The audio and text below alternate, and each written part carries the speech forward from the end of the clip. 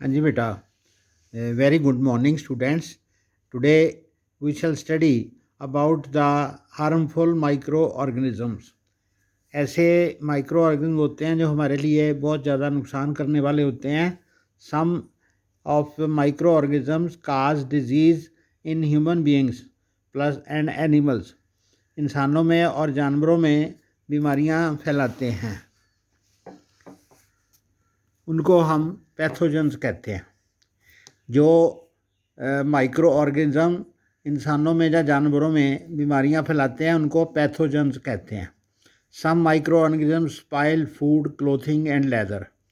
कुछ ऐसे microorganism होते हैं जो भोजन को ख़राब कर देते हैं, कपड़े ख़राब कर देते हैं और चमड़ा ख़राब कर देते हैं। Let us study more about their harmful activities. तो पैथोजन जो होते हैं हमारे शरीर में सांस के द्वारा, पानी के द्वारा या भोजन के द्वारा हमारे शरीर में एंटर करते हैं। तो वो डायरेक्ट कांटेक्ट से, हाथ मिलाने से, ऐसी चीज़ों से और एनिमल्स के द्वारा भी आ सकते हैं। तो ऐसी डिजीज़ जो ऐसे हाथ लगाने से, टच करने से, छूने से, पानी से, हवा से, भोजन से, फिज़िकल कांटेक्ट से ऐसी बीमारियां जो फैलती हैं उनको कम्युनिकेबल डिजीज़ कहते हैं। जैसे कफ है, कोल्ड है, छींकें आना, जैसे वो नज़ला जुकाम और फ्लू होता है आँखों का, ये ऐसी बीमारियां हैं। जैसे कॉलरा भी है, कॉमन कोल्ड है, चिकन पॉक्स है, ट्यूबरकुलोसिस, टीबी होती है। ये सारी माइक्रो ऑर्गेनिज्म द्वारा फैलाई जाने वाली बीमारियां हैं।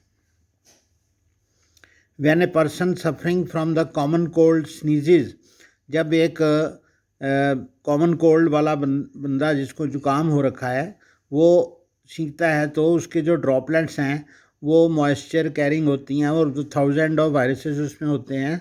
तो वो दूसरे की बॉडी में, हेल्दी पर्सन की बॉडी में एंटर कर जाते हैं तो वहाँ पर बीमारी फैलाते हैं।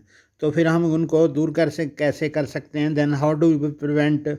तो we should keep a handkerchief. ये जवाब दे रही है, कह रही है कि हमें एक रुमाल रखना चाहिए, अपने मुंह को ढकना चाहिए छींकते समय, तो डिस्टेंस रखना चाहिए। अभी देख लो, ये बुक में, आपकी बुक में पहले लिखा हुआ है। तो जो आप आजकल जो पेंडेमिक चल रही है, कोरोना वायरस चल रही है, उसके लिए भी हमें मास्क पहनना बहुत ज़्यादा ज़रूरी है और डिस्टेंस रखना बहुत ज़्यादा ज़रूरी है। घर में रहना है तो सेफ रहना है। तो ऐसे कुछ जीव होते हैं जो माइक्रो ऑर्गेनिज्म को अपने साथ में लेके जाते हैं। जैसे घर की जो मक्खी होती है, हाउस फ्लाई, उनको हम कैरियर्स कहते हैं। ठीक है, उनको हम क्या कहते हैं? कैरियर्स। यानी कि वो गंदी चीज़ों पर बैठती है। The flies sit on garbage and animal excreta. Excreta का मतलब उनका जो टट्टी वगैरह है वहाँ पर वो बैठती है और वही हमारे भोजन पर भी बैठती है। तो पैथोजन जो होते हैं वो बीमारी फैलाने वाले कीटाणु उसके बॉडी के साथ लग जाते हैं और अनकवर्ड फूड जो होता है, बिना ढका खाना जो होता है, वहाँ पर वो पहुँच जाते हैं। उससे डायरिया वगैरह, बीमारियाँ वगैरह हो जाती हैं। तो जो भोजन हम कंटेमिनेटेड फूड खाते हैं तो उससे हम बीमार पड़ जाते हैं, जो बिना ढका खाना बाज़ार का हम खाते हैं। तो इसलिए हमें बिना ढका वाला बाज़ार का खाना नहीं खाना चाहिए। दूसरी एग्जांपल है मच्छर की। तो एक एनाफ्लीज मच्छर है, स्पेशल एक मच्छर, ख़ास मच्छर है जो मलेरिया का पैरासाइट लेके चलता है, प्लाज्मोडियम। तो एक जो इन्फेक्टेड पर्सन है जिसको मलेरिया हुआ है, वहाँ से वो उसका खून चूसता है तो उसके साथ में प्लाज्मोडियम एक प्रोटोजोआ है। तो वो वहाँ उसके साथ में female Aedes mosquito acts as carrier of dengue virus. और इसको कैसे हम रोक सकते हैं? तो all mosquitoes breed in water.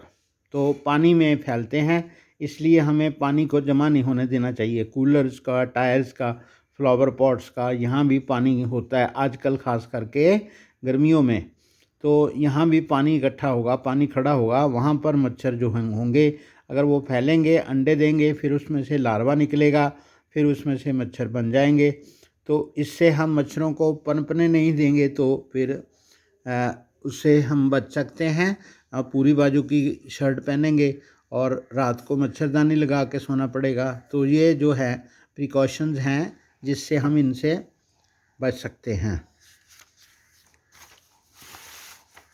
तो ये टेबल है, इसमें some common human diseases caused by microorganisms, जैसे ट्यूबरक्लोसिस है, टीबी कहते हैं इसको, बैक्टीरिया से होता है, इसकी ट्रांसमिशन हवा से होती है। तो प्रिवेंशन के लिए जो पेशेंट है उसको आइसोलेशन में रखना पड़ता है। दूसरा है मीज़ल्स। मीज़ल्स है, ये वायरस है। तो मीज़ल्स भी जैसे छोटी माता ਹੁੰਦੀ है वो है, वायरस ना ਹੁੰਦੀ है, एयर च फैलती है। तो ये भी ਉਹਦਾ ਹੀ प्रिवेंशन ਉਹਦੀ भी यही है। चिकन पॉक्स भी इस तरह की बीमारी है, वायरस एयर कॉन्टैक्ट ना ਹੁੰਦੀ है। पोलियो ये भी वायरस है, ये भी पानी और हवा ना ਹੁੰਦੀ है।